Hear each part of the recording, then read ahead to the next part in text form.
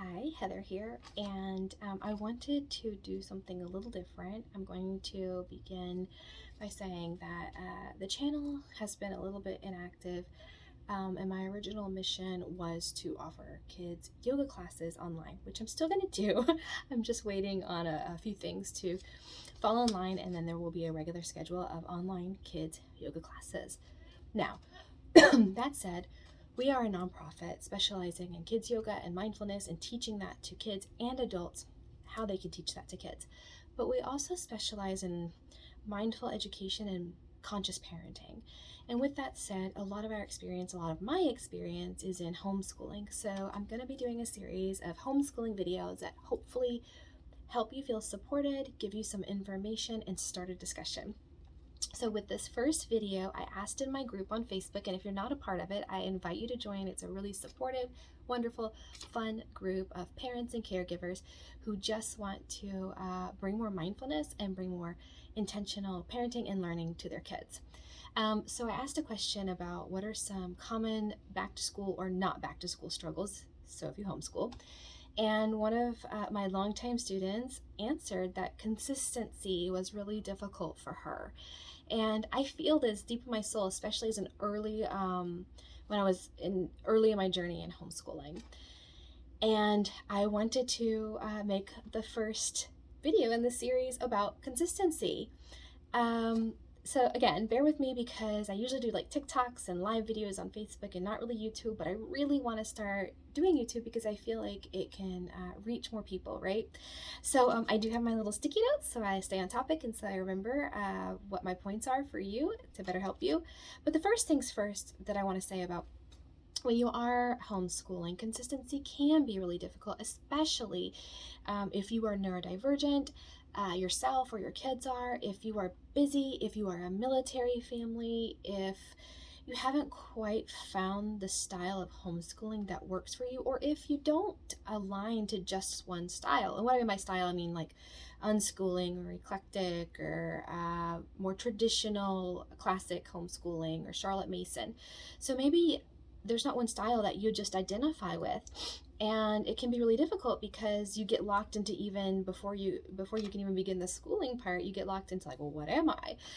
So first things first is you can be whatever kind of homeschooler you want to be, what works for you and your family. You do not have to attach a name to the kind of homeschooling that you do. Okay, homeschooling is, I like to think of it more a way of life and not just what you choose to do with your day. Does that make sense? Okay. So first things first with consistency. With that said, redefine what you think consistency is, what it means to you. Does consistency mean to you to do sit-down workbook, school-type work every day? Does it mean that you're doing a number of hours every day that you have set in your mind?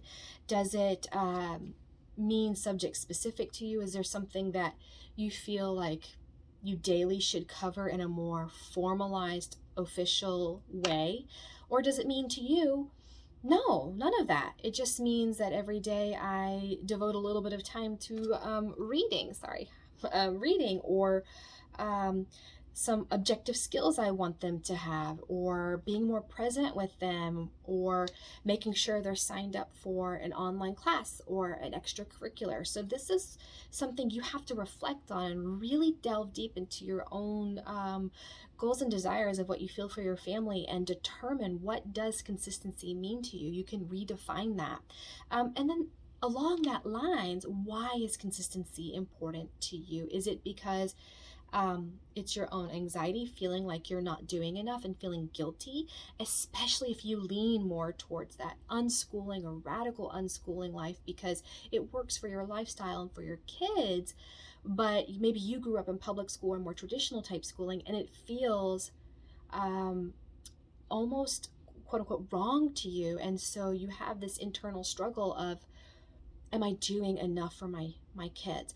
And I don't want this video to turn into, are you doing enough? Because that's something you have to determine. And I also, just to let you know, will block comments saying that I knew homeschooled kids that didn't learn anything. Yes, that can happen, but that can happen with traditionally schooled kids too. Most homeschoolers, even radical radical unschoolers are working with their kids. So this is not about that. This is more about our own insecurities when it comes to that and comes to our definition of consistency and finding what we view consistent, but also determining why we want this consistency and what that means for us. Is it because, no, you really do need to be working 3 hours every day from 8 to 11 because your kids, every time you stop, they have a really difficult time getting back into the routine. Maybe they feel like they have to redo some content because they forgot something before. These are all valid reasons, and only you as their parent and their caregiver knows. So that's my first tip, is to rethink, redefine consistency, and ask yourself what kind of consistency you envision and why it's important to you, because that will help you set the objectives for your day and what that consistency is going to look like for you when you know the why and you know what that definition is. Second thing is notice your natural high energy time. So another thing I see is kind of consistently doing is that, speaking of consistency, is that we wake up in the morning and we're like, okay, so it's, we're going to do breakfast and then it's school time. But oftentimes, half the population are not really morning people and have a really difficult time getting up and doing schoolwork or, learning first thing in the morning. And even you as the parent are like, this is not what I love, but this is just what I'm used to, what I've grown up with. So again, it's kind of dismantling some of the thought processes maybe you grew up with and thinking, are my kids like late sleepers? And maybe they're more energetic between the hours of 11 and 2, or maybe even, 3 to 6. And obviously, if you work as well as homeschool, that'll come into consideration too, and you have to factor that in. But let's say you are a stay-at-home parent and you do have a little bit more flexibility. Who's to say you can't be late risers and do your nature walks and your exercises or whatever it is you want to do in the morning. And then the afternoon, when there's a natural, more high energy time for you and your kids, you devote that more to some more official type work or some more schooling, okay? So there's no rules here, right? So it'll take a couple of weeks of kind of gauging and noticing when those natural high energy times occur for each individual kid, but also as a family, because you're going to want to play around with that. Maybe one kid does have more energy in the morning, one more in the afternoon, but maybe there's an overlap. And so being able to really get those rhythms and understand them so you can plan around them and work with them and embrace them is going to matter. And speaking of that, the next tip I have is planning around them. So not committing to other things during that time. Once you know when those high energy times are, really not committing yourself to other tasks, chores, errands, or places to be. So maybe you've always, scheduled your extracurriculars for in the afternoon because that's typically when they're offered, but that doesn't work for your family.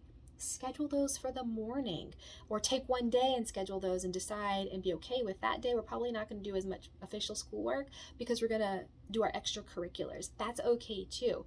Try to, if you know that there's different times throughout the day, try to work with those and plan your meal planning or cooking or whatever it is you need to do around that, doctor's appointments, things like that, so that you can stay consistent. Because for me personally, when we kind of drop off the consistency wagon, it's because something comes up that really I could have planned better, like doctor's appointments or their supplemental activities. And when I really started learning, hey, we really love just kind of being home from like 1 to 4, I stopped planning doctor's appointments and play dates and things around that time, so that I knew that I could be home and be consistent. And at the very least, they knew every day that that was the time that we did something, whether it was that official work or workbook work, or was art or whatever, we were going to do. So I feel like that helps a lot. And it seems like a simple answer, but it's something that we often don't consider until we get the okay from others, right? Another thing, was this my 4th tip now, is to supplement. I am a huge believer in using as many resources and support as possible. So that is when those play dates, those extracurricular activities, the classes that are often held for free at libraries and community centers, take advantage of those things and don't think of those. Even though I'm saying supplement, I almost don't like that word because it implies that it's in addition to, and that it's not a core thing that a kid could learn from, but they absolutely are. Those co-ops, those classes, those experiences, field trips, all of that contributes to core learning and core understanding. You know, learning isn't just a child being able to check mark something off or pass an assessment or regurgitate what they know. And I might do a video on that later about what learning really looks like. So yeah, supplement. Use resources, ask for help, team with friends, team with other homeschoolers, using reminders, using technology. So one of my favorite things to do is to set my Alexa up and my Google calendars to remind me of what the agenda is that day, that week, that month. And I know that I don't have to rely on my memory or even the kids telling me, hey, it's time to move on. I actually have Alexa saying, you have 10 more minutes left of this particular topic. It'll be time to move on. Having that available is really useful because I'm not worrying while I'm working with them, knowing that I'll get that reminder and I'll be able to stay on task. And for me, I tell myself at the beginning of the day, I'm going to allot this much time to this. Whatever we get done, and I'm okay with that because, again, we can move at our own pace. There's not somebody saying you have to have this done by 180 days, and there's not somebody saying you will get assessed on this, right? So that's really useful, and I allot that needed time, set those timers. And one of the things I love about Google, yes, I use a Samsung, not an iPhone, is because I love using Google because it can integrate with Alexa, but also because I can set up their Google Classroom, especially for my older kids, and they can see exactly what the agenda is from Google Sheets. They can submit documents to me in the Google Classroom, and it all goes into the Google Drive folder, which I submit to their portfolio evaluator. I might do another video on this one day because I think this is a really interesting topic.